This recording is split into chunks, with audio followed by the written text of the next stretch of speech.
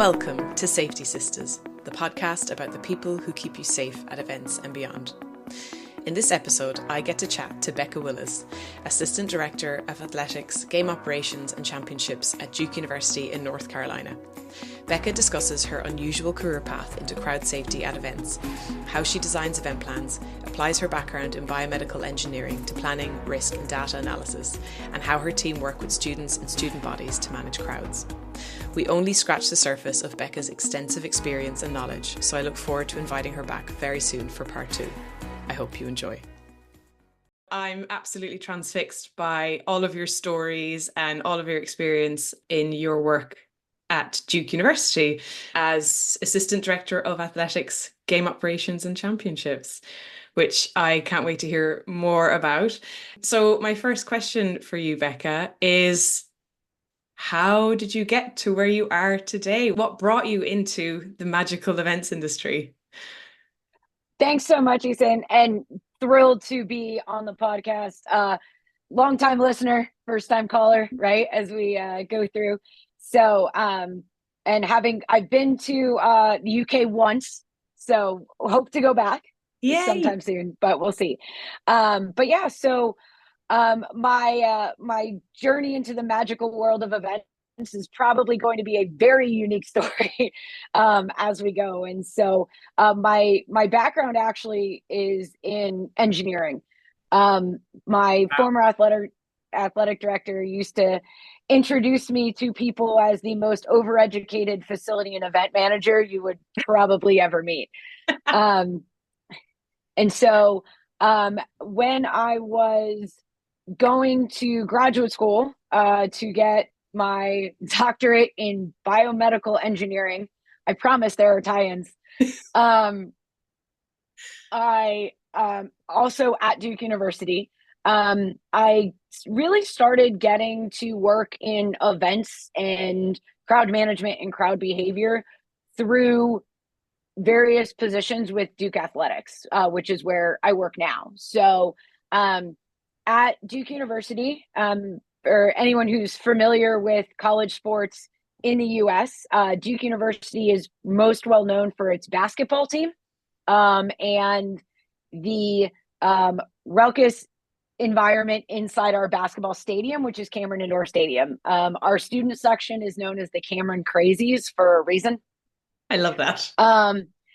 And so what many people don't know is that our student sections, our undergraduates and our graduate students, those sections are actually run by the students themselves with supervision, with adult supervision. But they're run and organized by the students, and there's a full structure and organization for how they're run. And so I got my start in events by working with the graduate student group that runs the annual ticket camp out for graduate student tickets. They spend 36 hours camping out, getting their names checked off a list, and being entered into a lottery to then win season tickets. So my first event that I ever ran, I was technically logistics chair for that event. And as a result, scheduling all of our police, our EMS coverage, getting the right number of portable restrooms, ordering light towers because we were in this dark corner of a parking lot and one of the places we were had like no lights. So I was, I was 24 years old doing all of this for the first time for an event with like 2,000 to 2,500 people living basically in a campsite for 36 hours. Yeah. And so went from doing that, continuing to work with the group, and then actually running the graduate student section inside Cameron, and overseeing the staff of ushers that did that. Then my boss, Bob Weissman here in the department, his first year running event operations here at Duke was my first year running the graduate student section from Cameron. He's from outside Philadelphia, Pennsylvania, on the Pennsylvania side of the river. I'm from outside Philadelphia, Pennsylvania, on the New Jersey side of the river. So our shared affinity for all things Philadelphia and Philadelphia sports. and the fact that he used to say, like, I just got it, right? I just understood what needed to get done, got it done, and tried to keep even graduate student volunteer ushers as professional as possible in the 90 minutes that they needed to be, right? Leading up to tip off of a game. And so he kept poking me to, don't you want to work other events? Don't you want to work other events? And used it as an opportunity to have some other experiences outside my lab and doing research. By the time I got to my last year of graduate school, I was the lead game manager for 3 sports, was working about 5 or 6 others over the course of the year, and writing my dissertation. I finished my dissertation, kind of serendipitously, a full-time position within the department came open. I said, hey, that's a great way to take a year-long sabbatical from engineering research and hardcore engineering and have a little bit of fun after 10 straight years of really hard education. And 11 years later, I'm still here. Having been game day manager for almost every sport we have here on campus, developed all of our entry screening for our large venues, having built the operational plan for 2 venues after renovation and construction. Wow. And just having a lot of fun and having some great opportunities to work with things like GCMA. And here I am talking to you. So that's definitely a crazy, it was an interesting left turn in life. Let's put it that way. I feel like you were always going to be guided this way. It seems like it. I mean, my first comment, first of all, I love that you have a PhD in biomechanical engineering, right? Is that correct? And you work, although as we kind of mentioned before we started recording, I can't wait to hear about how you bring that into crowds and crowd safety and the safety, because it makes so much sense, right? Engineering is like one of the streams of the science. But I actually have to reflect on your very first event. I mean, I feel like when I ask other people, like, what's the very first event you did? And like, actually, I feel like one of the very first events I did was like a little small, it was actually a student night because I was working at the Students' Union at university, and it was like, I don't know, 100 people, and it was just like one band playing and a quiz night or something. And here's Becca like, oh, like 2,500 people over 36 hours, and we're getting police in, we're getting the portaloos in. Like, that's how did you feel? I mean, that's a huge piece of work to do as your first one. How did you how was it for you? Yeah, I mean, I had been around it for like, I was like a person who was at the table, like checking people in for 2 years and doing some other stuff. And I had been around it, so you have an idea of like how it flows. And like, even I would say, not that I ran it, but like growing up as a kid, my mom she just retired from Princeton University, and Princeton University reunions is an absolutely insane event. Like, the number of alumni that come back and the number of parties they throw, they basically take over the whole town. Oh, wow. And my mom did a lot logistically with reunions, in addition to her like real job in dining and stuff like that. So I was exposed to large events at a really young age, hanging out with my mom at various like university events too, right? I mean, everything from their old school cane spree, which was like wrestling in the mud over a cane, like these like 200-year-old traditions, right? I love it. To like, and then just being around sports. And so it was interesting because I've just always had this way of paying attention to things and kind of seeing what was there and what was around. And so luckily, was very lucky in that the organization that I was with, that student organization, was actually incredibly organized. So they had everything written down, which helped a lot. But then just taking it, and basically you get about 6 months to plan it all. By the time you're like, yep, you're in these positions and you run. And looking back on it, I'm like, man, how did I get that done? Like, with literally no knowledge of what I was doing, other than I've been through it and this seems like common sense, so let's just employ that.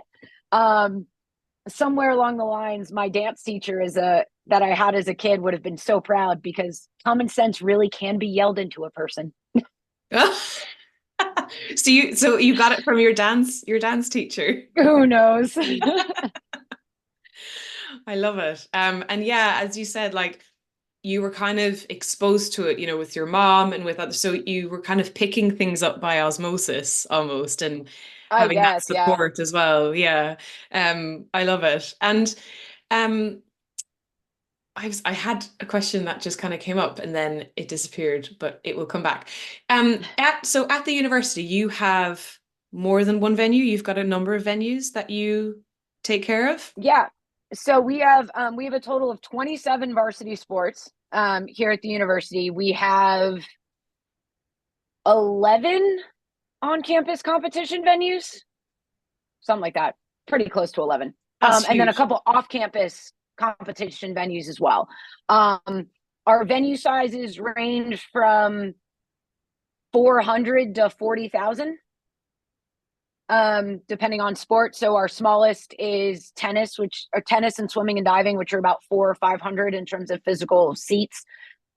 Um, to our American football stadium, which is on the smaller end of college sports football stadiums in the U.S., of about 40,000. Again, our most famous is our basketball stadium, Cameron Indoor Stadium, which is 9,300 seats. Yeah. No. Wow. So that's Yeah. that's quite a portfolio to be kind of managing and negotiate. And do you often have like are they kind of situated close together? I said you said some are on campus. And do Yeah. you often have like multiple sports on the same day? Like do you ever have that kind of conflicting crowd movements or Yes. Yes. So we're generally speaking, football game days for us, because they are honestly probably one of the largest events that occur in the county. Those pretty much happen on their own.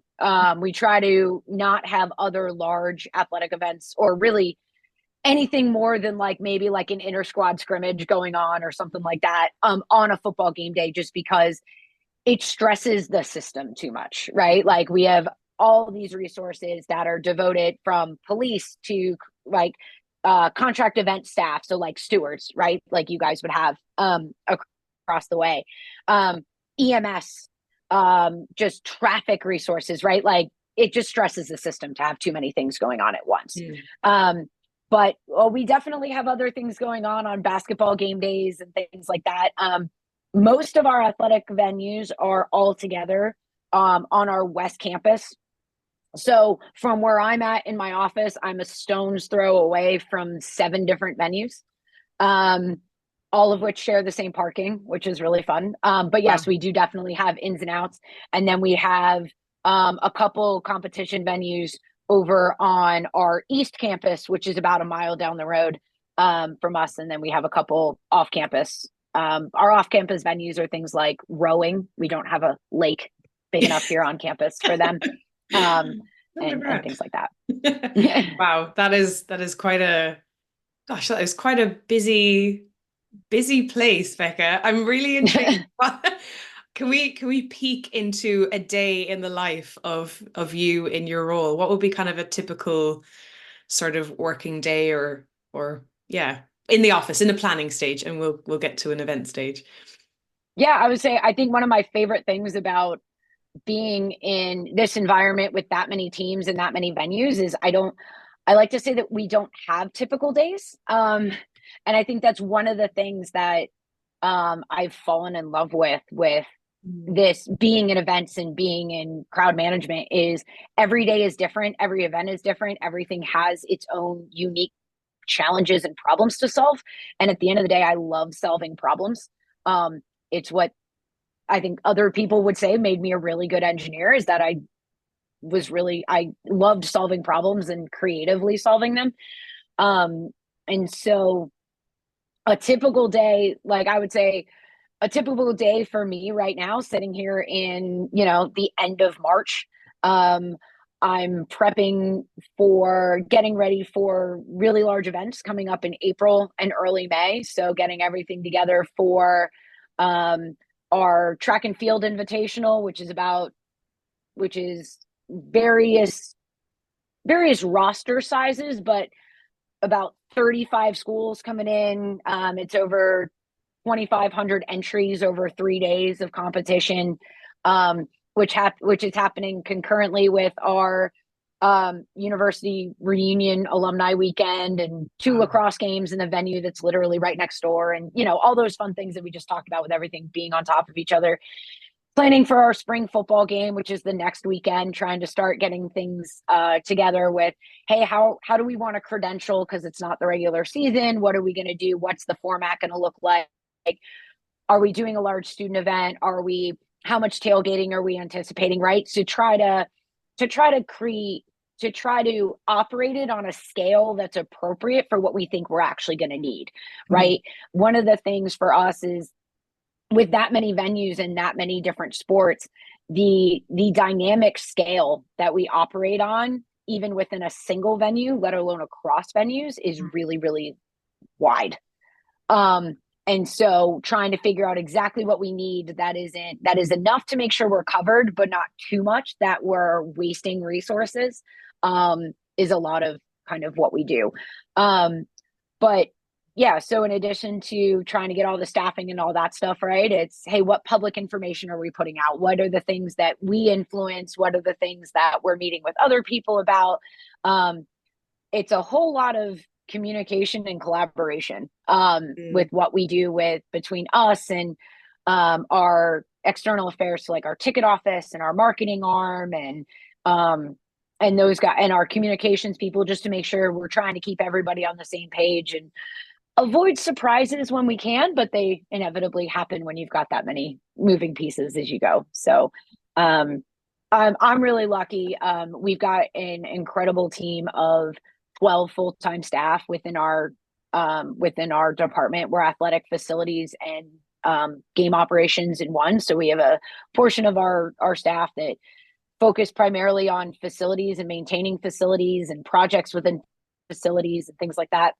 And then we have a team of 7 event managers who I half joking, half seriously call my GMs of all the buildings. And so it's like we're one big complex and everybody is the master of their own domain, but we need to work together just like you would in any kind of like event complex as we go. And they're awesome. So yes, we do a lot, but they are all the people that make everything go on a day-to-day basis.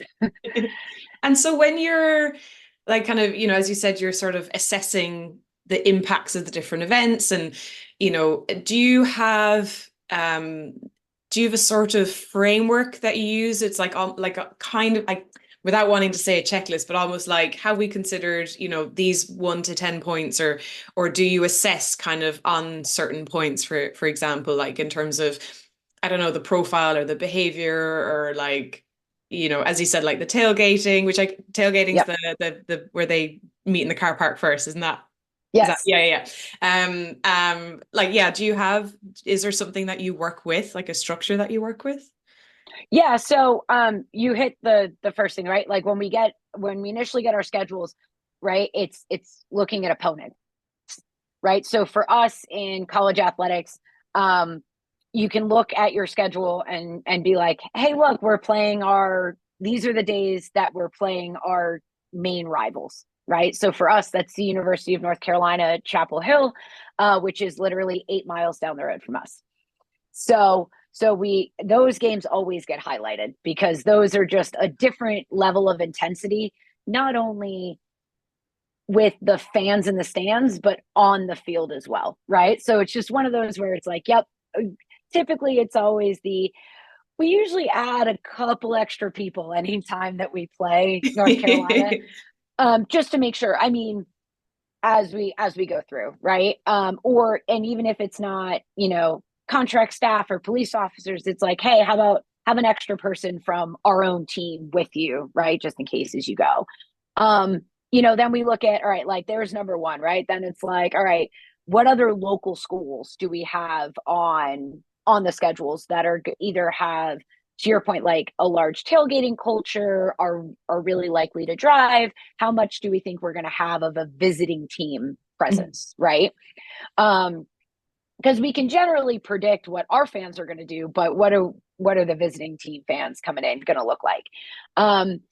Then we can look at those and say, okay, have we, especially when we're looking at football, which is one of my two primary sports. So I have football and track and field are my two primaries, in addition to a whole lot of other hats along the way. But as we look at like football games, it's like, all right, what time is the game? Because that obviously influences behavior.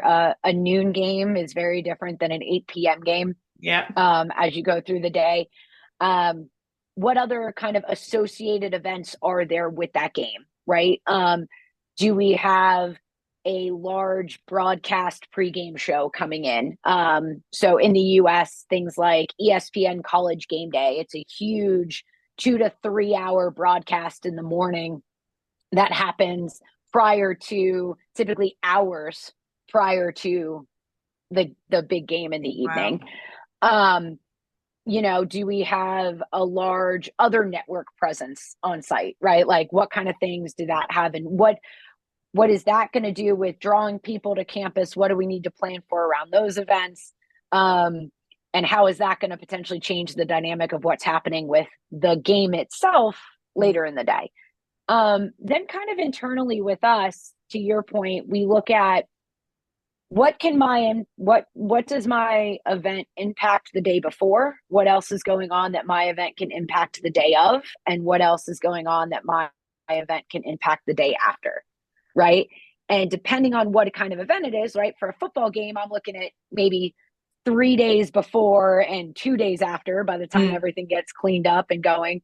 For something smaller like a tennis match or a swim meet or a soccer game, 1 day before, day of, 1 day after, to your point, to be able to keep everything trying to flow smoothly. Do we have enough bus parking? Do we have enough car parking? Do we have enough,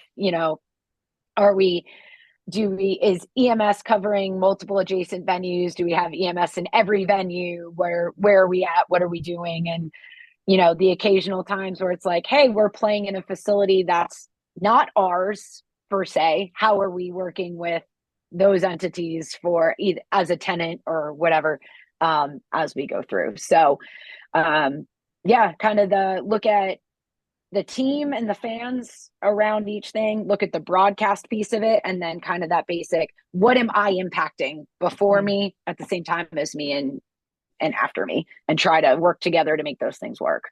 Yeah. And do you have, obviously like with all of these kind of pieces, because it's not like, it's amazing that it's not just like one venue or one team, or like there's so many different things happening. And so like you must come across challenge after challenge after challenge, as well as opportunities. Are there any kind of sort of common challenges that kind of show up that you're just, used to seeing now over the span of your career, or sort of, I'd be really keen to hear about what the kind of challenges that you hit regularly or irregularly, with this work. Yeah, I mean, I'll say even prior to the pandemic, but even more afterwards, right? Just the availability of staffing when you have that many things going on at the same time. Yeah. Even without, even like I said, with football being happening on its own, but if we've got a lacrosse game and a swim meet and something else the same day as a basketball game, well, our basketball games take a lot of people to run, because we've got exterior security, we've got interior security, we've got ushers, we've got ticket takers, right? We've got all those various positions as you go. So, all right, how do I get the, 150 to people or so that we need to run the basketball stadium, while we also need 15 people over at lacrosse because we're expecting them to be really large, and, maybe 6 or 7 people at baseball and a few people over here. And so being able to balance those things, and then understanding and trying to work with our staffing partners to manage fatigue of staff if they have to do multiple things in one day, and kind of help transition between the different operational stages of the day, right, is definitely really hard, and can be a challenge. And I think that's no different than festivals or other things that are long and winding. for us, just with the way we're situated, right? I mean, parking is always trying to figure out where you can park everybody when everybody wants to be as close as possible. And wait, we need to make sure that we have enough accessible parking. And then what do we do when accessible parking overflows? Do we have the things that we need to get everybody where they need to go, and what's our next step, and those kind of things? Those standard challenges as we go. And I think some of it too is also adapting to and realizing that you may have crowd challenges that you don't anticipate between your venues, right? So like if your baseball team is playing one team and our lacrosse team is playing that baseball team's rival, then you also, like, it doesn't flare up a lot, but it's one of those things where you're like, that could get interesting if depending on where you're at. Those kind of things are definitely things that we think about, especially with the proximity of all of our venues together.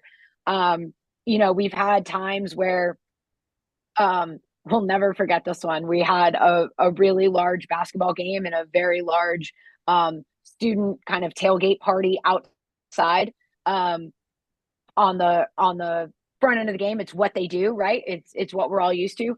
And we, again, kind of in the lesson learned, we didn't put two and two together on the front end, that the fact that the team, our basketball team, was playing that night, that we had, over 1,000 students in line for, like, partying all day, getting ready for the game that night, was the same tennis team that was coming into practice and had to walk through the back of the party to get to the venue to go practice.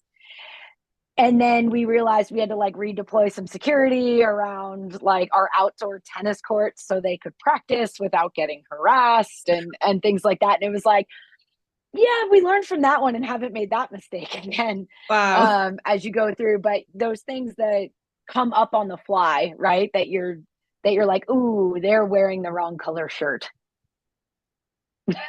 as you go by. Wow. Yeah.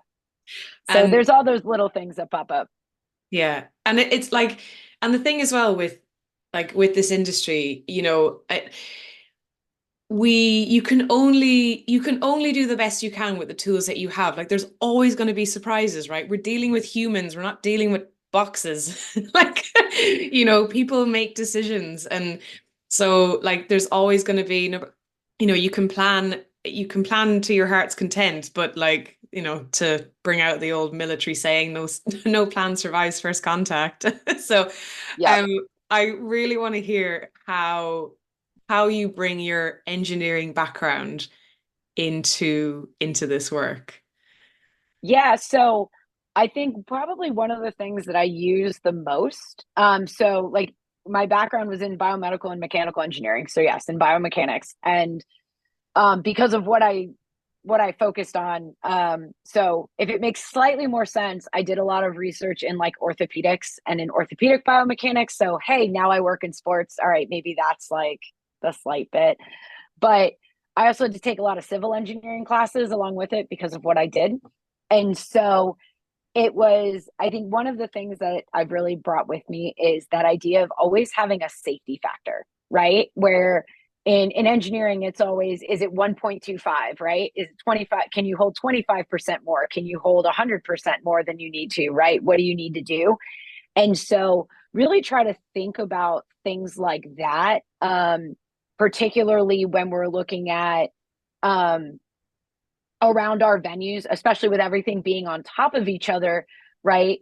How are we designing queue systems? How are we designing our entry screening to make so that we're looking at throughput? And it's like, hey, if we think we need this much, let's make sure we have enough for, maybe 10% over that or 20% over that. Because as much as we all want to sit here and say that it's going to be, hey, I've got 20,000 people entering my venue and 90 minutes or I'll make it easy, 2 hours for people to do it. Of course, it's going to be 10,000 people an hour, right? And everybody's going to trickle in all at the same time, like, nice and steady, and it's all going to go.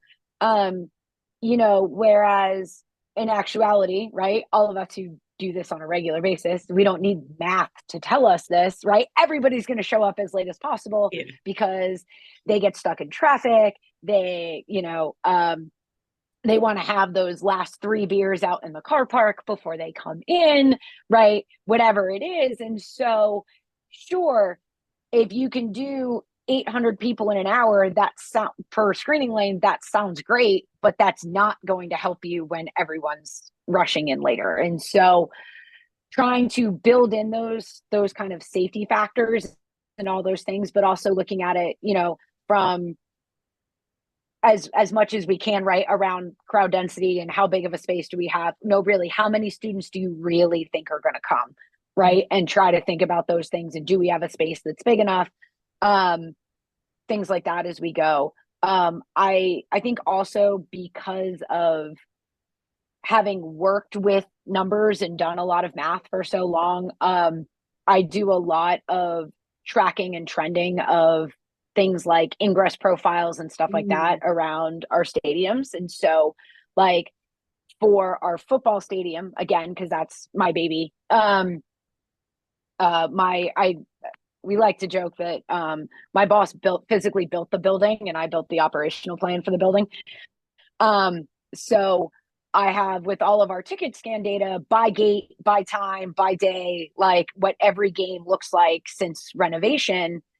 And because I am a really big nerd like that, I have it all broken up into a lot of different things. So, like, I can tell you what average entry for a non-conference game in the month of August, if the kickoff is at 3:30, is going to look like. That's so cool.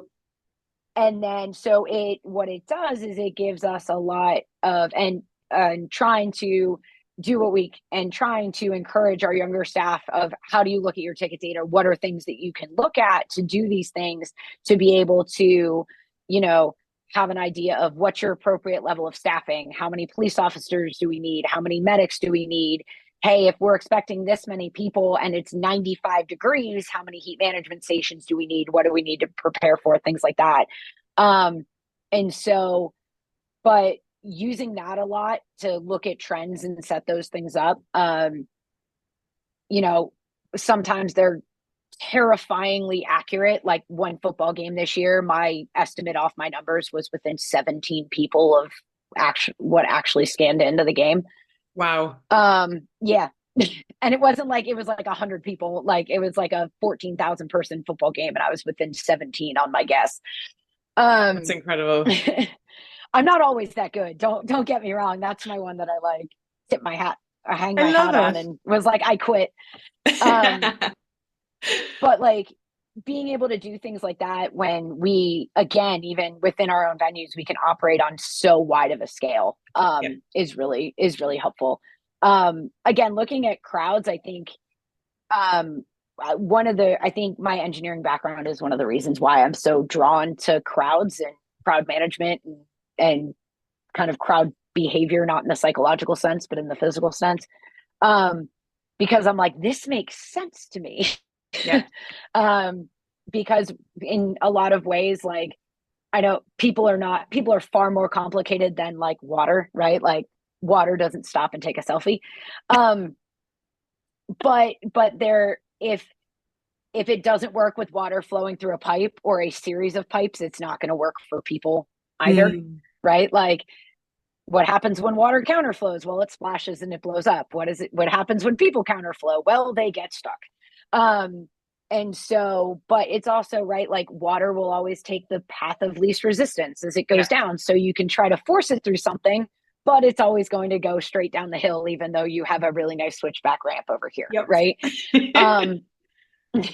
And so I think that has been very helpful and valuable for me in terms of looking at spaces, being able to visualize the space, but also do the math in the space that is needed to do a lot of things. And so that's where I use it a lot. And I think also I have several friends that have gotten like advanced degrees in hard sciences, but don't necessarily do hard science anymore. And all of us agree that one of the best things that any of it ever did for us is it taught us how to think. Mm, And because you end up having to design experiments or solve problems on things that, I mean, the whole point is to try to do something that nobody's ever done before, right? And so while there's so much value in being able to visualize and see it and change what you do, how many times do we all encounter the brand new event or a brand new venue, and you just have to kind of figure it out based on what you know and what you see. yeah. um, and so I very much am comfortable with that idea and love that idea of give me the rules, right? Like, what are my rules? What are my starting, in engineering terms, what are my starting conditions? What are my base conditions, right? How much weight do I have on this beam? How is it like attached? What do I have to do with it? Right? Looking at an event, how many people are coming? How many entrances do I have? Do I have to build my entrances? Do I have flexibility on that? What do you want to achieve with this event? So like, and then what are my rules? Where are my fire lanes? What's my fire code? Where's this? Where's that? And then be able to solve the problem on the backside of it. So I love I that. guess that's how I guess engineer events. Yeah. No, that's brilliant. And it's funny that you say it taught you how to think, because that was the same experience that I had like when I did my undergrad. And I remember I did undergrad in events management way back when. And I've said this story before, but I was sitting around, this is after I finished, like the summer after I finished, I was sitting around a table with people who work in festivals and work in events in Ireland, and they were brainstorming a festival on a old on an island on it where it was a disused prison. And so they were talking about the feasibility of like having this festival or event on this island, and they were coming up with all these ideas and like logistics and safety challenges and how do you get people on and off and etc. And I sat there and I thought, there's nothing I can contribute to this. Like I just felt like I didn't know anything. And I'm like, but I've just finished a degree in events management. And I like went on Facebook because that's what you did back then. And I complained. And of course I was friends with my lecturers, as you are, and complaining that, after 3 years I didn't know anything. And he commented saying the degree didn't teach you how to do, it taught you how to think. And now, fast forward almost 20 years later, and it just rings so true, because it's how you apply and like what steps you take and how you take information and how you process that information, to be able to then kind of create the scenarios or create the situations that you need to be able to kind of deliver the crowd management plan or deliver the safety plan or whatever. So yeah, I completely echo that sentiment. And yeah, I mean, maybe one day in the future will crowd safety be an engineering degree, or will it be something that will have that kind of structural basis? Because, it's obviously something different, right? Because I mean, you're bringing in the psychology element, the behavior element, and you're bringing in like the mathematics, the engineering, which, there's all these different disciplines, which is fascinating, isn't it, really? Because Yes. like you're engineering your plan, but then they can decide to make a decision and do something different. Yeah, and it's also right. It's exactly what you're saying. It's so multifaceted, right? Because you can do all of this stuff based on numbers, right? And then it's pouring rain, right? And it's like they said at the recently, and I know, or I've heard a million times, like, all right, where's the variable that controls the price of lager, right? Yeah. Or where's your variable that takes into account how much rain you got the day before, or right? So there's always those pieces of it that can't be scienced and can't be, because there's always the human element to it. So Yeah. you have to be able to come at it from both sides, no matter how much technical knowledge you have, right?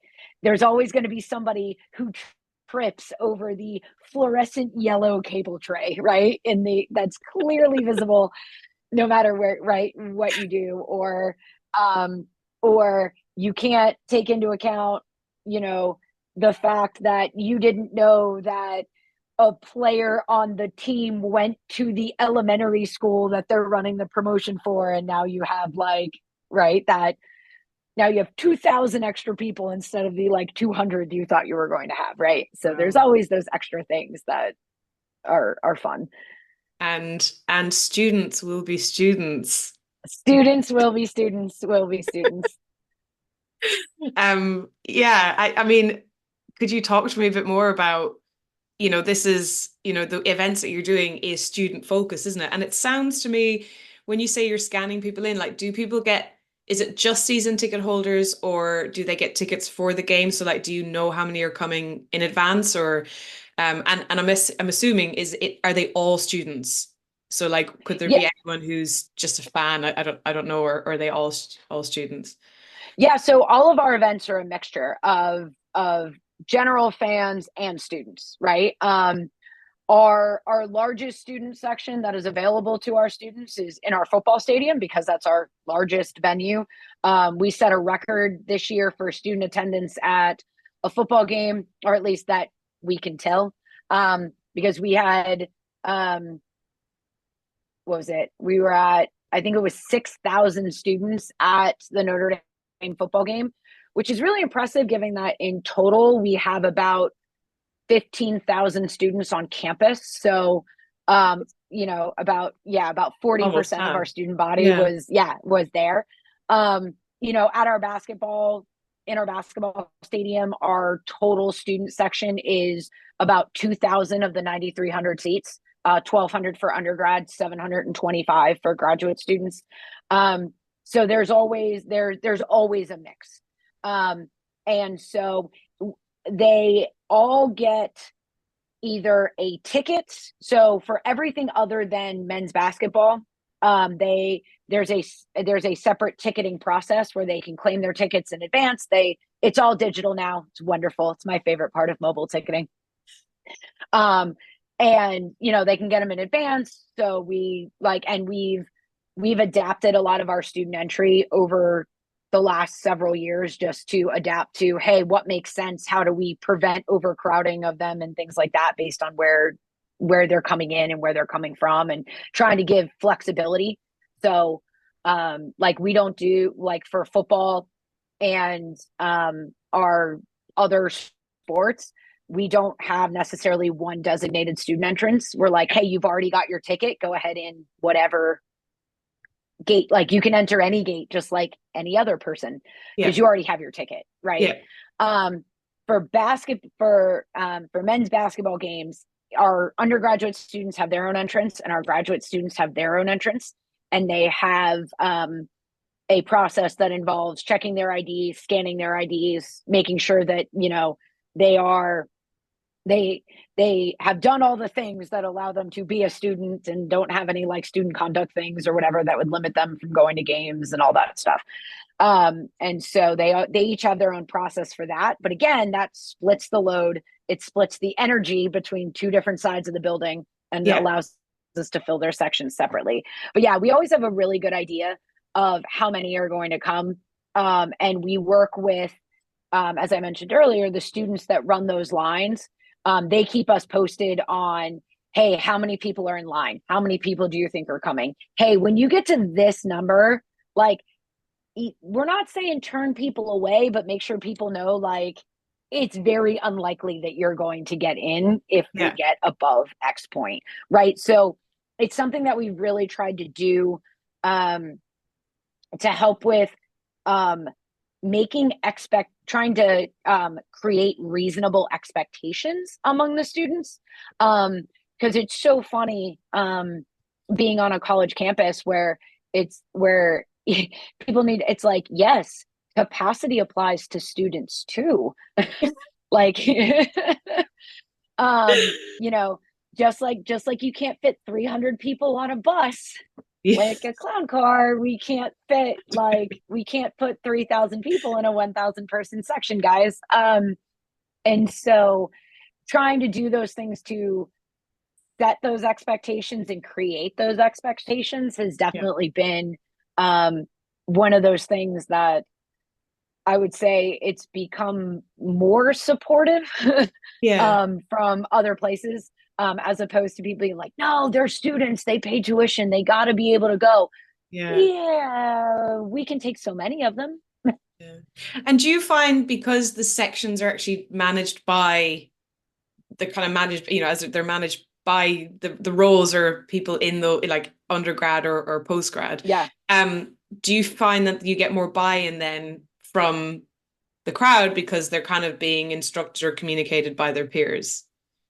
Yeah, I love the peer reinforcement piece of what we have. And to be clear, they are absolutely supported by other people, right? They're supported by um, contract security. They're supported by Yeah, but they're kind of we the have a point of great, contact. yes, but Yeah, yeah, they're the primary point of contact. And yeah, yeah, I think we do get a ton of buy-in that yeah, way because it's peer on peer. Um, and so, when your peers are telling you to knock it off or whatever, you're like, oh, that's different than, um, a yellow shirt security or something.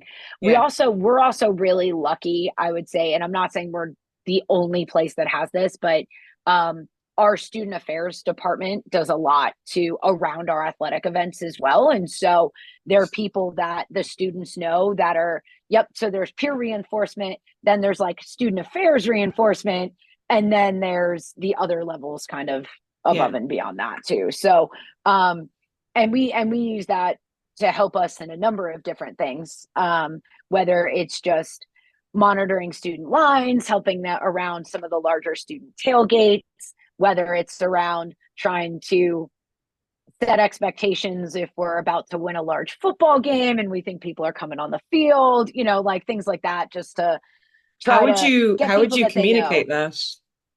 So what we did when we had it around our football games this year is we use the students, and then we have student affairs staff off on site that are kind of walking the aisles or down on the field being like, yep, come over here, go this way, please don't jump down the 18-foot wall, let's jump down the 6-foot wall, okay guys.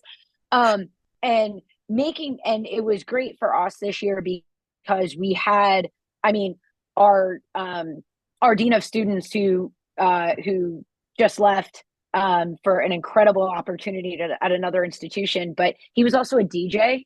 So he was also known on campus as a DJ. So when we had like him down front in front of the student section providing direction, it was like, yeah, no, like he's awesome. We're gonna listen to him, right? Like as we go through. But they being able to use them and use the student leaders to kind of walk the aisles or talk to the people in the first 5 to 10 rows before they Yeah, go somewhere or do things has been awesome. Even around basketball, it's just a matter of like them being visible, and then if there's an issue, just to be like, hey, like come talk to these guys for a second, and yeah, then like set them straight and have them go. So so, we yeah, use it a little bit to try to get in front of problems before they're like really visible in the stadium, or yeah, just try to, it's it's funny because there's definitely sometimes the sentiment of I'd rather deal with like I don't want to deal with student affairs because that may put something on my record as opposed to like dealing with like contract security or whatever. So yeah, it's like it's a little bit of bringing the big guns, yeah. but it's bringing the big guns in a way that is, they De-escalating. know them, they calm them, and can de-escalate it at the same time too. Yeah. So would you have, like, from like a logistics perspective, so they're in I love it, the bleachers. I love Yes, bleachers is such it's a fun. Bleachers. bleachers Oh, in the stands or in bleachers. So you would have, like, let's say they're all getting really excited, they're starting to migrate, and then the student affairs or the representatives will be down. Are they then kind of like, are there stewards or security like in kind of static positions, or are they kind of there as well in the background, and would they repeat messaging, or would they kind of back off and leave them have the conversation, or is it kind of a mix between? it's a mix between the two. So we've got like for example in football where our largest student section is, we have we use the same we use a lot of the same stewards, and we do this on purpose, right? Using your guys' words. We use a lot of our same stewards that are outside with them around the student tailgate. Yeah, They then come in and work the student section as yeah, well. So as they come in, the staff like that. follows them in. Yeah, And so we've done that on purpose because we feel like what that does too is that staff, I mean, we train them really well. You know, they get alcohol management training, they get the crowd management training, right? They get all of that. But they're also generally like they know they're going to be working the student tailgate, so they tend to be our stewards and staff. They're a little bit more outgoing and a little bit more extroverted, so they're going to walk around and like interact with the students outside. And you know, even as they're like checking what they're bringing into the student tailgate area to make sure like alcohol policies and stuff are being followed, like, hey, it's the same people that are allowing me to have fun outside are looking out for me inside. Yeah. And so trying to build those relationships. And it's funny because the students definitely recognize and build relationships with those security staff as they're outside. And then the same ones work around basketball, so they see them all the time, which we do on purpose to try to, again, make the faces familiar, so Yeah, then hopefully it's brilliant. not as like combative to have when you have to tell somebody no or change someone's expectations or do what we Yeah, need to do. But that's yeah, we try to mix brilliant. everybody together, and we plan together, we train together, we run tabletops together, as we go through and So try are to do all these sorts of things. like, do you have any in-house security, or are they all contractors? Like the people that Yeah, you use so over and over again? we actually have we have the only in-house security that we have would be our through our on-campus public safety. So our Yeah. police officers and security officers through there.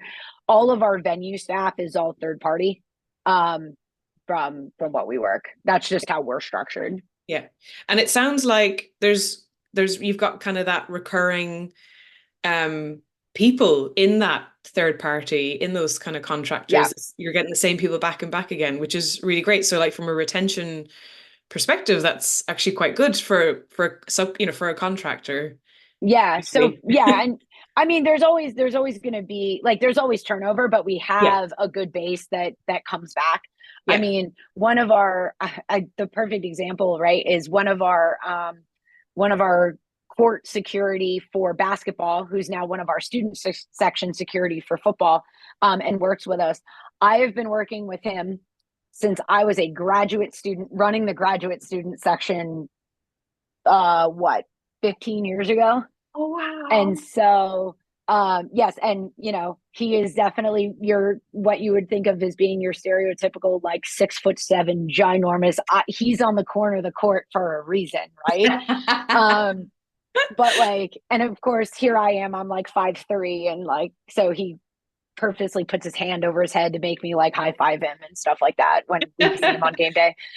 But like it's relationships like that, and like that's just one example of probably 25 I could name right now off the Yeah. top of my head of people that have been around and we're able to build really great relationships with, and who then are very comfortable and encourage others to bring us ideas, bring us suggestions Hmm. as we go through. So yes, they're not in-house employees of our university, but they're around so much that and we really actively try to engage with them to Yeah. be like, hey, did this work? We changed this. Was this okay? Yeah. Like, what do you think? How can we make this better?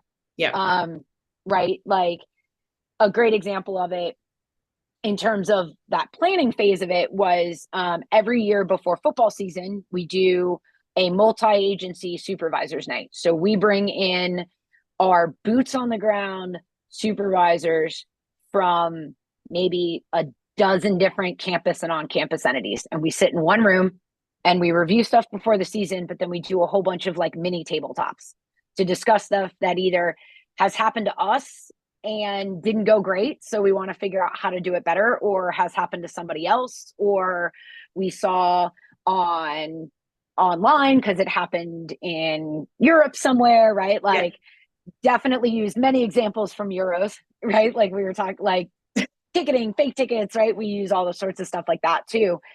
And a big one that we talked about was some of the physical challenges in certain areas of our stadium to crowd flow and what we've seen around large games and things like that. And we put it out, we talked about it, we presented the problem, showed the pictures of what the concourse looked like last year when we had these issues, and said, okay, guys, what do we think? Like, what do you think is practical? Where can you redeploy people? What do we need? What are we going to do? Right.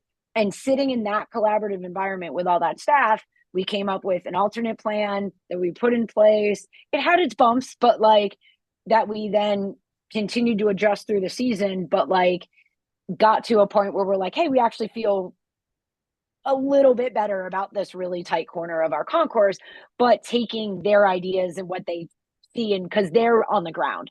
Yeah.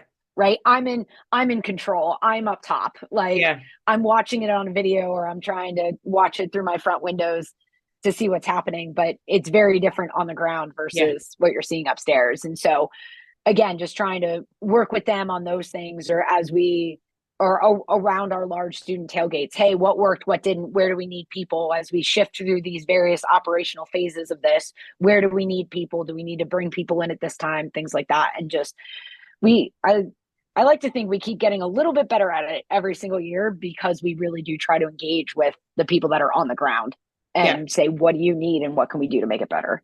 Yeah. That is, I mean, that is the kind of number one thing that I feel like everyone knows, but it doesn't seem to like carry out. And especially with venues, you know, over here, and the kind of, you have your in-house kind of staff up to a certain level, and then kind of supervisors and below, or up to supervisors can be employed, and then which is quite a common model, and then kind of stewards and security would be contractor. And there's like almost like this, like, oh, we're in-house and you're contractor, and this kind of, yeah, this sort of, you know, in group, out group thing. And it just makes no sense, because like we're all working together to deliver the event. And actually, by kind of having that sort of separation, you're kind of encouraging that turnover, because if people don't feel valued, they're not going to come back. So the number one way of them being valued is to, like, exactly what you're doing, like bring them in and go, right, you're the one, you're the expert in this area, like tell me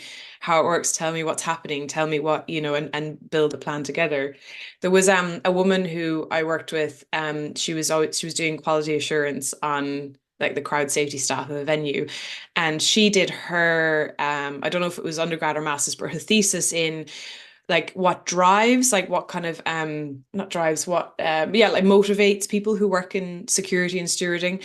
And you know, like, is it money, is it, you know, she had like a list of things, and she said money wasn't anywhere near the top. It was what the top thing was, that people, that there's like a progression, and that they're being listened to and they're being valued, was like the number one thing that motivates them to work in our industry. So yeah, it's amazing to hear how you do that, and how you work with these people, and also that they've been there like what, 15 years or even more. I mean, that's amazing. That already Yeah. kind of tells you, doesn't it?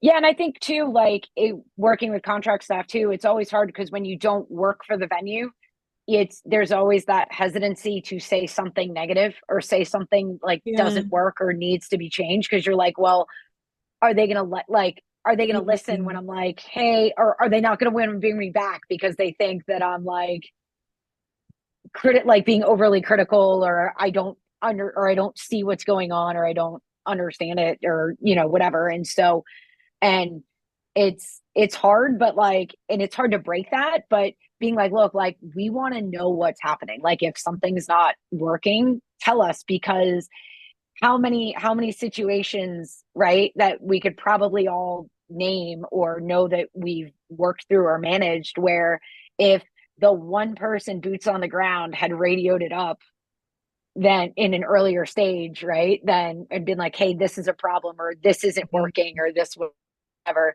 right, then how to, what other things downstream from that could have been avoided. And Mm, so just trying to create that openness of, it doesn't matter what, like, doesn't matter what rank you are, doesn't matter where you are, how do you encourage staff to not just like see something and say something, but see something and say something to someone who has the authority to do something mm. about it. Yeah. And that, do you know what, that reminds me of one of the key points that came out from the Manchester Arena attack, the Ariana Grande concert in Mm-hmm. 2017, and how one of the key things was actually that hesitancy and nervousness to alert or share information. And actually, yeah, that kind of escalation process because of like, being, whatever they were kind of afraid of, but there was that kind of nervousness to kind of escalate or raise a problem. So yeah, it's so, as you said, it's like the sooner we know, then the sooner we're able to kind of make those decisions and reduce the impact as we flow downstream. So Oh yeah. yeah. And it takes a long time to build it. It really does. Like we're not perfect, trust me. But we have, you just it's got to be everybody top down, right? Has to be bought into that to be able to make it work. Yeah, absolutely. And I'm really intrigued with, especially because you've got so many of you have been there for such a long time, you have seen the evolution and the change in behavior in students, right? Because you're getting that fresh batch of blood in. And I will share from my perspective of teaching at the University of Plymouth, where I was as a student. So I've seen the change of Plymouth, like from when I was a teenager, and how witnessing in the southwest of England that one of the major changes, like since the pandemic, is loads of bars and pubs are closing, and the students are like spending more time like in the gym and wearing lycra and drinking, their protein shakes, and like barely going out anymore. And it just was like, gosh, this is such a shift. And I'm really like intrigued to learn what kind of shifts you've seen, especially I guess since the pandemic in behavior of them. Yeah, I think it's interesting because you kind of get some some extremes in kind of both directions, right? Like you have I wouldn't say we like locally here we haven't seen a lot of like that shift in like bars closing and stuff like that. But um, I think it's almost like, well, if we're gonna have a good time, we're gonna have a really good time, Mm. right? Or or it's we are so quiet and shy that my my parents are going to be the one to call because I lost my laptop. Yeah. Right? It's like this huge range um of things as we go. I mean, and so it's definitely interesting. It's as we go through. I mean, I think since the pandemic for us, um definitely some of the maybe not necessarily in students, but overall, like seeing a lot of the behavioral stuff that like we see other places. Mm. Um, one that's going to be really interesting for us is literally last week, online sports gambling became legal in the state of North Carolina. Oh, wow. And so it'll be very interesting to see how that changes dynamics for Yeah. us. Um, just being that college sports and particularly college basketball is so popular in this state, and being in an 84-year-old arena where you don't have all of the modern separation between fan and court that you would have in other places. And so looking at that and seeing how that dynamic impacts things will be very interesting for us. Um, the fun one, I will say, if we're looking for positives for us, the students clean up after themselves so much better than they used to. I don't know if that was like a pandemic thing. Um, That's I cool. I I swear. So, in the spring of 2022, our head basketball coach, who was our coach for like 42 years, right, retired, and he made it to the team made it to the final four um of the kind of the national championship tournament that we have, the NCAA tournament. And of course, who did we play? Our rivals down the street, right? In his last game, that was one of the coolest events that I have ever had to put together a crowd management plan for. Like, couldn't go to New Orleans because I stayed behind to run this party and do all the things that we did around this party. And it was awesome. Don't get me wrong, except for the ending because we lost. Okay. And but you go from this crowd that is like the game is tied with like a minute left, right? And then it just fell apart at the end. But you go through this crowd that was like literally 15 minutes before, deafening, jumping all over the place, like in our building. We're sitting there with student affairs staff being like, if for the students that were upstairs, like, go down the stairs, your stairs to get down to the corridor this way, please don't jump the walls, right? Like, as we're going to we lose. And there are literally students who are like, who they looked around, started seeing all the trash that was on the court, and just started helping us pick it up. And we're Wow. like, wow. Or like we had our like our big student tailgate last year when the weather was nice. This year they got poured on. So a little bit different. Who they were all lined up getting ready to go into the game, and in the downtime for the students in the back of the line, because they had easily, right, like an hour before they were getting in because of just the process that we go through and how we control the line as they go in. They went and started helping our cleanup crew pick up trash. And I'm like, I have literally never seen this before. And I've been on this campus for like 20 years. Um, and so we were like, so maybe that's a little bit of like, there really is good in the world post pandemic in Yeah. crowds, for all the other things that we see. But yeah, no, it's definitely interesting. Because it's the other thing from a crowd perspective, I'll say, is like, they're definitely aware of things, but they're not necessarily aware enough to avoid bad behavior, right? Or like risky behavior.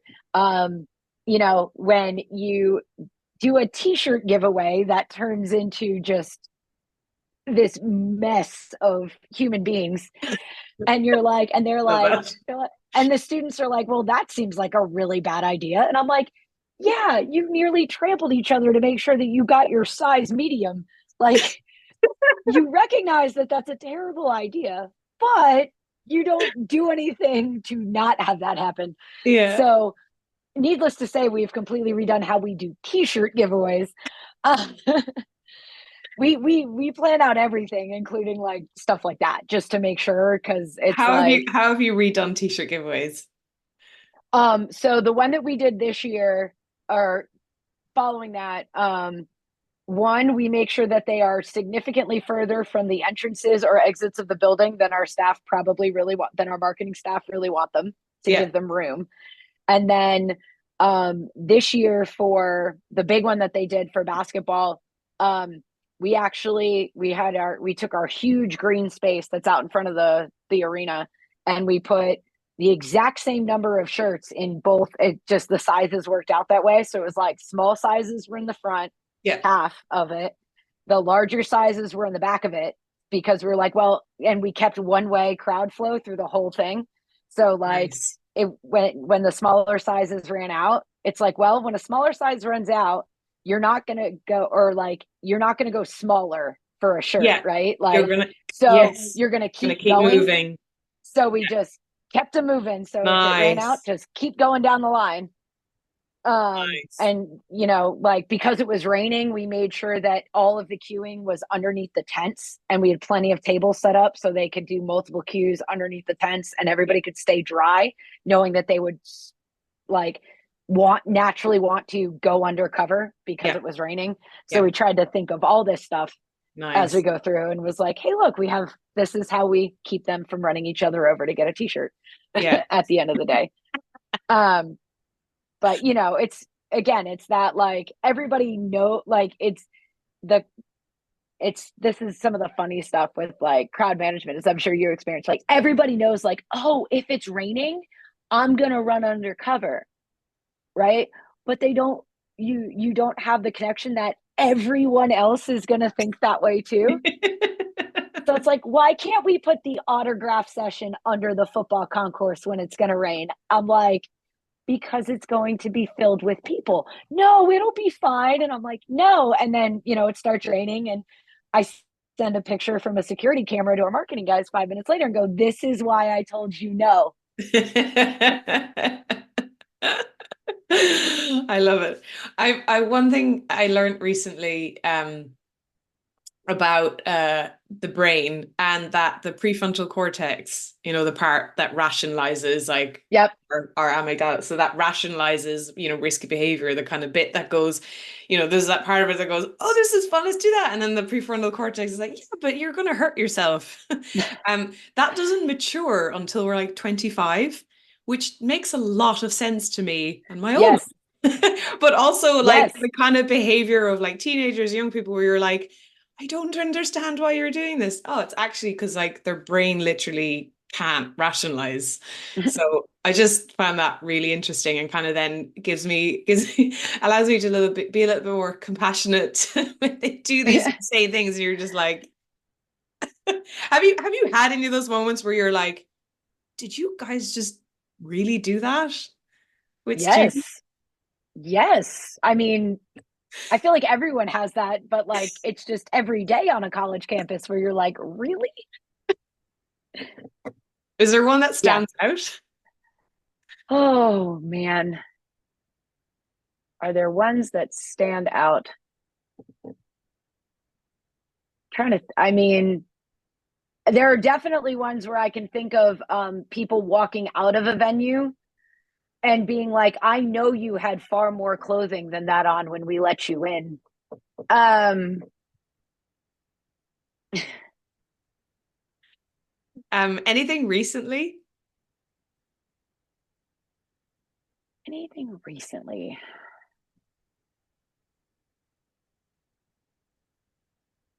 Nothing obvious is coming to mind, but it's that's not necessarily like, no, I can't think of anything that good right now. Yeah, that's all right. Um, and I guess like it's just, because it happens so frequently, you're like, really? And then you probably doesn't even register because it's so normal for you guys. You're Um, just like, eh. yeah. And like, are there like, do you find that you need to try and find that balance between, like, what the hell did they just do? And it's funny, and kind of going, what the hell did they just do? We need to intervene. Yes. And I think that's where um it's it's trying to walk that balance, particularly along like rivalry games and stuff like that, where you're like, okay, we joke around, we say jokingly, I think sometimes to the students of like, here's the line, get to the line, but we're going to tell you as soon as you cross the line. Hmm. And so because you want them to be creative, you want them to be funny, you want them to be able to feel like you want them to be engaged in their events and their activities and doing all the things that they want to do, and feel like they are maintaining the tradition of the Cameron crazies and whatever, right? Like there's definitely stuff that I remember we did when I was in school where I was like, I look back on it now and I'm like, like um or like that would never be allowed today. Yeah. um and but like, so you want them to feel like they're part of that tradition, but at the same time, like, safety expectations are so much different. Like Mm. even just today, like, just like you, like, I was starting university like 20 years ago, and so like comparing what the expectations for safety and security and things are today versus then, Mm. right? Like I will never forget my freshman year of college. We're in there, we're getting ready to play our rivals down the street, and they had a brand new coach was here, and he came from Kansas. So what did a lot of people in the student section do? Well, it became Wizard of Oz night, right? and and I will never forget, like we were waiting for the visiting team bus to pull up, and somebody had painted multiple bed sheets into a yellow brick road and taped them to the sidewalk that they had to walk down to get down to their locker room. And so they had to walk on it because Wow. because we're a really old building, so we don't have a loading dock, we don't have whatever. It was just part of the visiting team path. And they arrived late enough that most of the students had to go get in line and go into the building. But we were like, I remember literally standing there with a person who was a leader of the graduate student section at the time, who is now one of my best friends after working with him as a grad student. And I distinctly remember him saying, is this legal? And we were like, I don't know, but we're going to do it anyway because no one's telling us that we can't. And then inside the venue, a guy, a student who was in tent one, so they were the front of the line, right? So they were a big deal. Jumped over the table, walked across the court, put a pair of little kids' ruby red slippers on the coach's chair, walked back across the court, and jumped over. Nobody touched him. Nobody touched the shoes. Nobody did anything. But that was 20 years ago, right? So like you could somewhat get away with those things. Like thinking about that now, I'm like, he would have been tackled, thrown out, like all of these things where you're just like controlled explosion on the shoes. Right, like all these things, right? And so, but again, it's that like that's the tradition of our student section that like people know and think about. So it's like, yeah, but you can't do those things anymore. So how do you get to that line and define what that line is? And unfortunately, a lot of the times you can't always define the line until you know they've gone over it, right? And then you're like, hey guys, back it off. Yeah. And how would that kind of show up sometimes? Like, yeah. Yeah, I mean, can't think of a lot of times it's like if it goes over the line, we'll typically use like the next time out with athletic department staff and stuff to be like, guys, like cut it, right? Or if an official says something to our game manager or whatever, like we'll go talk to specific people and be like, hey, like stop it, right? Or because if they're impacting the game. Because if we're coming back over here again, like you're gone, right? Kind of a thing. And so, but yeah, that's the thing that's hard is that like you have an idea of what that is, right? Like you have your code of conduct, you have whatever, but then you're like, or they come up with something that is so creatively worded, the only people that understand it are the students, and then somebody points it out to you, and you're like, oh yeah, we're gonna take that. Yeah. So are they allowed, like, do they bring in banners and things like that? Like, are they allowed to bring them in, or do they get checked before they get in, or do they check with you before, like, plan it before the event? So they're allowed to bring in signs that can be held by like one person. So we don't allow things that are like absolutely ginormous. They all have to be checked. They can't bring in like whiteboards or anything that they can like actively change as they go through. And so we actively check them on the way in. And then if we see somebody writing something in the middle of the game, like on a blank slide or whatever, then we just take it. Because it's like, hey, like, yeah, you get, and we have our basic fan code of conduct rules, right? Of nothing obscene, nothing vulgar, nothing that can be construed as an advertisement or a political statement or, yada, yada, yada down the line. But they can get really creative with them and it's fun. And then there are times where where you look at it and you're like, I'm going to let that one go. Like where you're like, yeah, that's right up to the line. I'm going to let that one go. We haven't crossed it yet, so good job. So in general, it sounds like you guys have a really good relationship with the students in terms of like kind of managing safety together. Like it sounds like you have that relationship, which is really cool. Yeah, I think a lot of it, a lot of it, like we work together with the students to make sure that everybody's making good life choices as we go through. I like that. But and that just because obviously like our full-time staff has seen more, we have more experience, we can start to see the signs of when something maybe is starting to veer bad before the students do. But we do have a really good relationship as we go through and we work with them to be like, hey, what do you guys need? What do you think's going to happen as we go through this scenario or that scenario? Okay, great. Now, how can we support you in getting through this and or whatever? But again, we have a really, at least for basketball, which are like our biggest events. I mean, our student entry is done 12 to 20 people at a time. like they get checked, they're in groups, we go through it. And so like, we don't have like we already have a natural system and process in place so that we're not seeing student rushes at doors Yeah. or anything like that. Yeah. So they again, it's setting the expectations. They know they're going to get checked. They know this is going to get checked, then this is going to get checked, then you're going to go through a metal detector, then it's going to get checked again, then it's going to get checked again, and then you get to go pick your seat. Yeah. And at the end of a game, are they allowed to come onto the pitch or court, or is that not allowed? Generally speaking, no. Allowed, no. For basketball, for us, because I know court storming and kind of those celebrations has been a really big topic, and I know we were at the center of one on the road. For us, for basketball, the only time that we quote unquote storm the court for us is when we win a championship, and that generally doesn't happen when there are two teams on our court at home. And so it's so those kind of court storming plans are built into watch parties and other things, which are a very different dynamic than a game itself.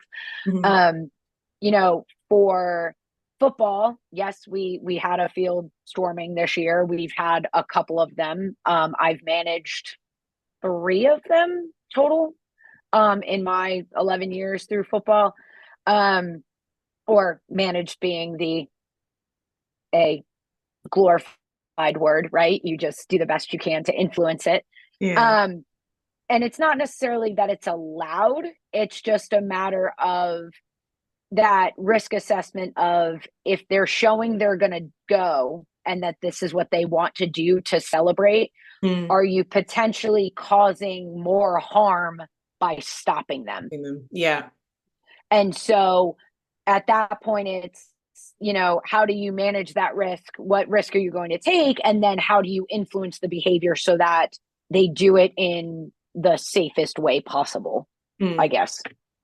So does that, like, do you ever have kind of conversations with them before events, or are a lot, like, is a lot of this kind of unwritten rules and expectations that built in over the years? Or like, would you like reprimand them after going, you guys shouldn't have done that? Or do you just, as you said, kind of gauge it on the day of the event of like, okay, this might happen?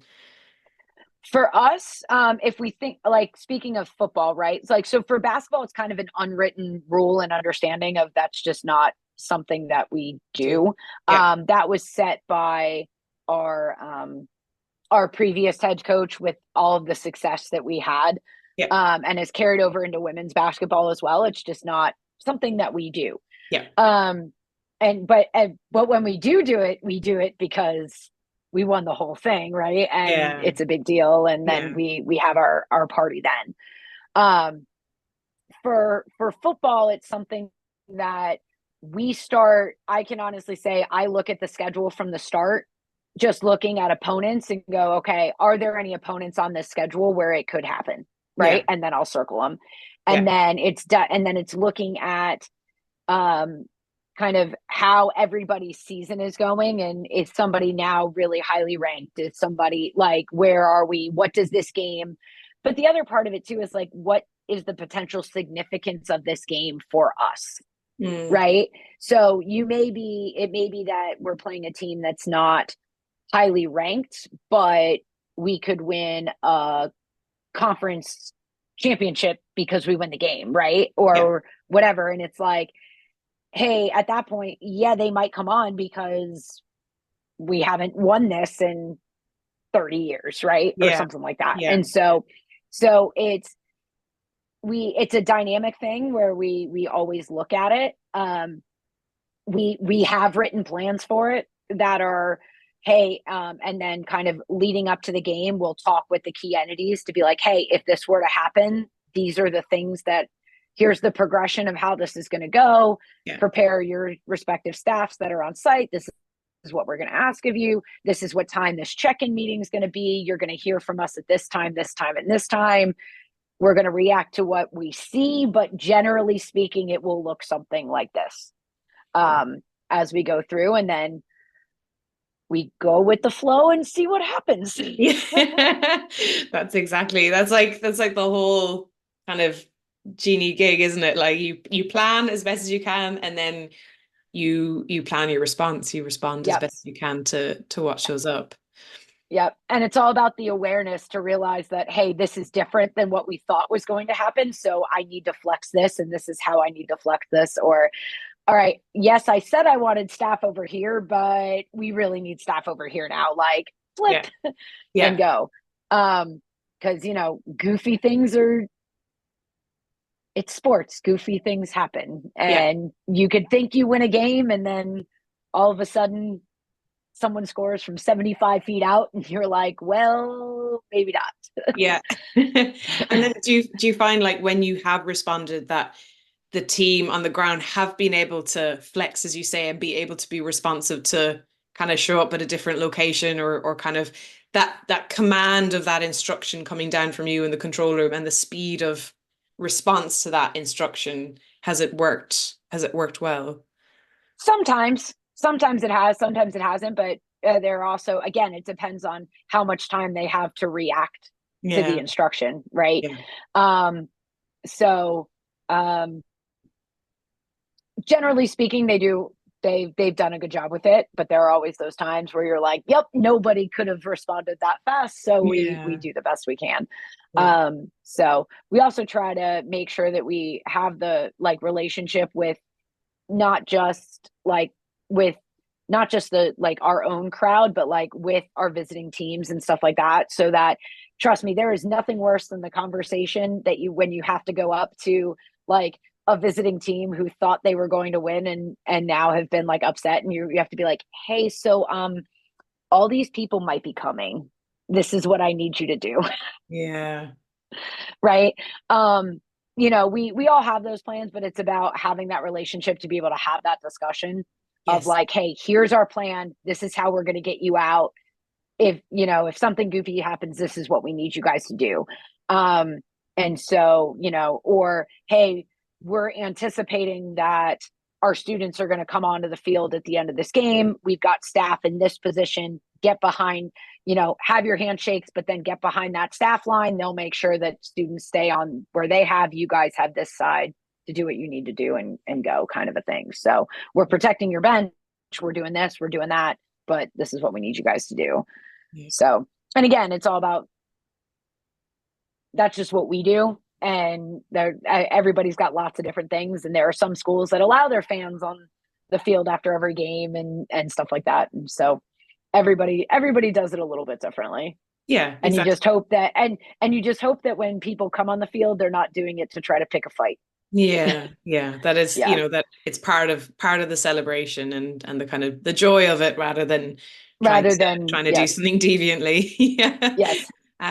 Yeah. Oh, well, I mean, it's just amazing to hear, just get some insight from, the work that you've been doing and over like, over the span of 11 or so, well, more, right? Because you've been part of the university. So you really you've been able to kind of get stuck in and really get into the meat of like developing how all the systems work together and how you interact with the crowds, interact with with the students, interact with the venues. It's really amazing because I think one of the great things about events is that they're very different and like a lot of people's experience is kind of event to event, so to have that kind of real groundedness in like the structure as well is really great because you get insights that you kind of otherwise wouldn't from just having these kind of one-off events. And especially like what you're saying with like the data and really kind of analyzing, like from my perspective, that's a really rare thing and a really great thing to be able to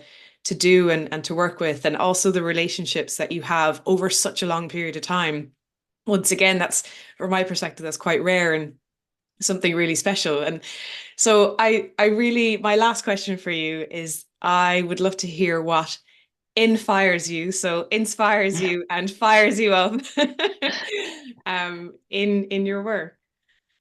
Yeah, I think for me, it's um growing up for me, like sports was always this like happy place and something that I always had a lot of fun with, like all these members of my family and being able to do these things and whatever. And I think one of the really cool things about just events in general, but especially like for me, like looking at sports is like that there are every person who attends the event has their own story, and you don't know what that story is, but you have the ability to maybe bring happiness to somebody for a few hours or a few days or whatever, like the duration of your event is, and allow them to forget about other things.